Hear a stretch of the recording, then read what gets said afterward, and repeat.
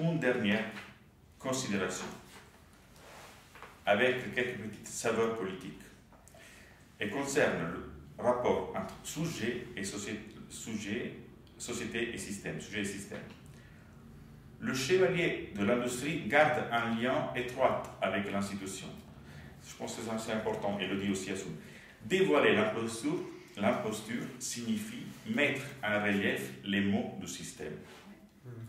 C'est une raison pour laquelle un chevalier du travail, un cavaliere del lavoro, parce que c'est comme ça qui est connu, Silvio Berlusconi, c'est pour cette raison, parce que dévoiler l'imposture signifie mettre en relief les mots du système, c'est pour cette raison qu'il ne finira jamais en prison. Même sans avoir le besoin d'épouser son enseignant de lettres à l'époque du lycée. Macron. Merci beaucoup, Merci Carlo. Ah, c'est Macron qui a dit ça? Non, c'est moi qui ai dit ça. Ah. Non, je veux dire, il n'a pas besoin, Berlusconi, d'épouser une mère pour ne pas finir en prison, non? Oui. Comme il a fait. C'est ça, oui. Donc, Tout à fait.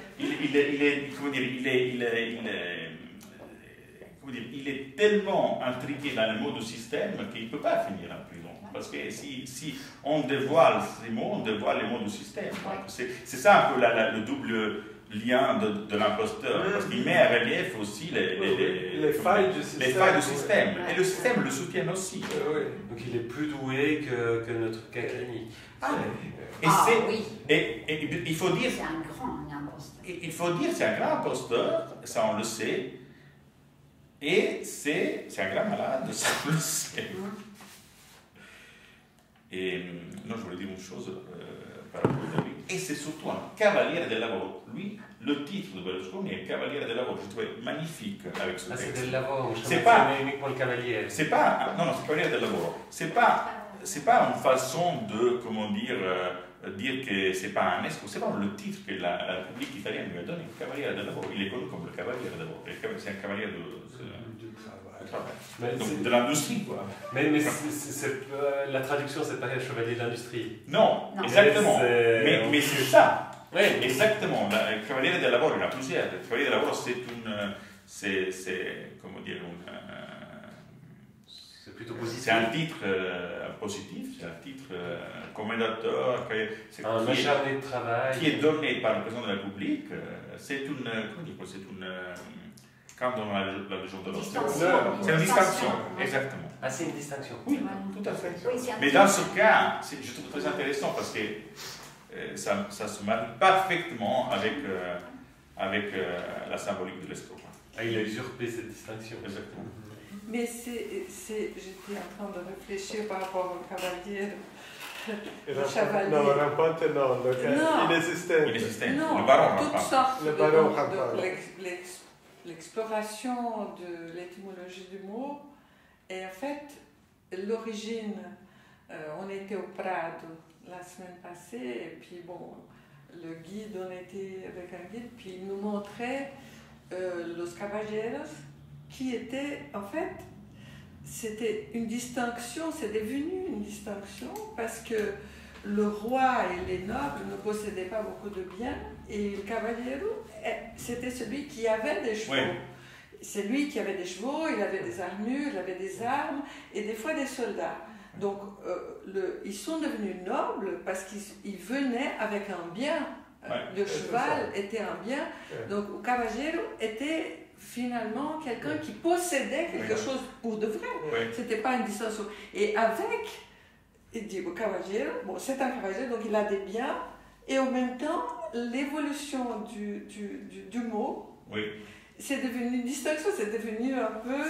ça a montré, le cavalier, le cheval a disparu, n'est-ce pas? Et c'est devenu en rang, donc le cheval a complètement disparu. Et puis j'ai trouvé bizarre la question de Macron parce que, à mesure que tu parlais, comment on voit que le chevauchement est devenu quelque chose d'indicatif que je ne savais pas. J'ai appris que Macron, en parlant aux artistes, il a dit il faut chevaucher le tigre. Et à partir de là, il a été interprété comme étant maoïste, puisque je ne savais pas que cette phrase appartenait à la mouvance maoïste. Il faut chevaucher le tigre. Donc vous voyez comme il y a comme une espèce de glissement du sens du cheval au chevauché, à l'animal qu'on chevauche, et que cette phrase, à la domination.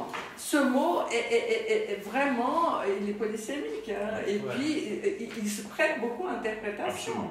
C'est impressionnant, ça m'a impressionné. Mais il faut dire que son instrument d'emprise, c'était la parole. À tel point qu'il y a eu un moment où ils l'ont mis en prison avec ses 3 gardiens et ils ont interdit le gardien de lui parler parce qu'ils savaient qu'il allait réussir. Ils allaient réussir à les hypnotiser par la parole. Donc, ils étaient interdits de le parler. Et qu'est-ce qui s'est passé? Il y a eu un moment où ils ont dû l'emmener d'une prison à l'autre. Et à ce moment-là, il a pu parler aux 3. Et c'est à ce moment-là que lorsque Abraham, lorsqu'il est arrivé en prison, qu'est-ce qu'il a vu? Lui en train de dessiner un des gardiens qui était en train de poser comme modèle, et les autres 2 complètement hypnotisés en train de regarder lui qui dessinait le gardien. Et je me suis demandé s'il avait... Et tout ça par la parole. Mais s'il avait des dons artistiques, vraiment. Il avait des dons artistiques, vraiment. Alors c'était un artiste. C'était un artiste au sens vrai aussi. C'est pas par hasard. Il y avait dans les semblants, il y avait 2 semblants de choix pour lui. C'était l'histoire de l'art. Il devait avoir une grande connaissance de l'histoire de l'art.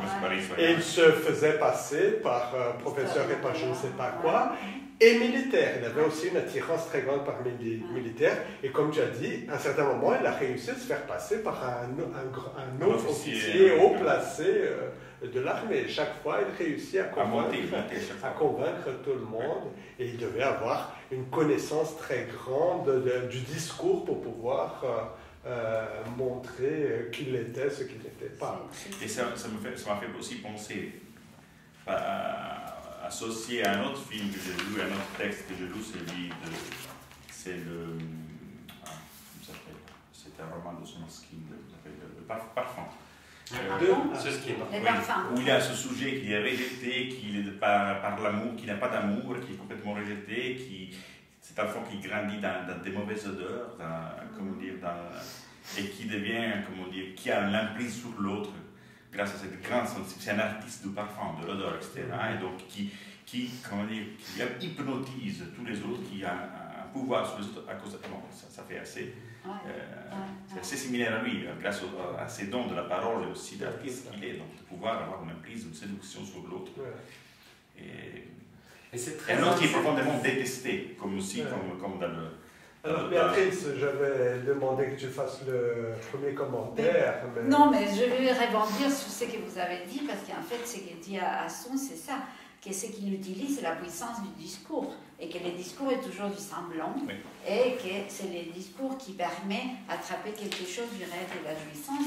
Alors, c'est ça qu'il utilise, cette puissance du discours. C'est pour ça qu'il dit, il y a des grands imposteurs, et des petits imposteurs, c'est des baratins. Les grands imposteurs, ils convainquent l'autre, parce qu'il entraîne l'autre dans cette image spéculaire. Bon, ça, c'était sur ce que vous avez dit.